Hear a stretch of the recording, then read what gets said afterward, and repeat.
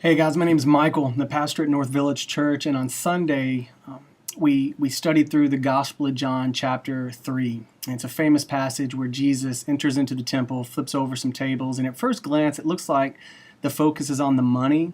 But as we walk through the passage, we see really the focus is that their worship had become ritualistic, right? And so it had become formulaic. They had lost its meaning behind what they were doing. And so it was a great opportunity to ask ourselves that question. Like when we look at our lives, when we look at our relationship with God and with others, like where have there been places that have just become kind of formulaic, kind of ritualistic?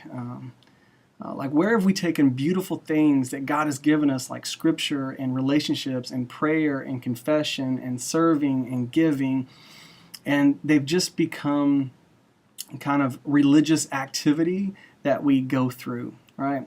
And so we spent time walking through the passage, asking ourselves that question, and to remind ourselves that those times when Jesus kind of taps us on the chest and flips over some tables in our lives, that he isn't doing that to be mean. He isn't doing that because he doesn't care.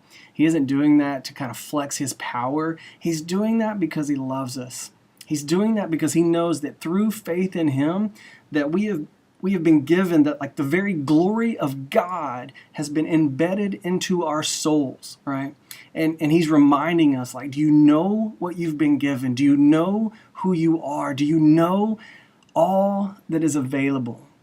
And so in love, he flips some tables. So we just ask yourself even now, like, what are some areas of my life with my marriage and my relationships and my job and my use of money and entertainment and scripture and like life, like what are some areas that need to be flipped, right? Flipped over for our good and for his glory.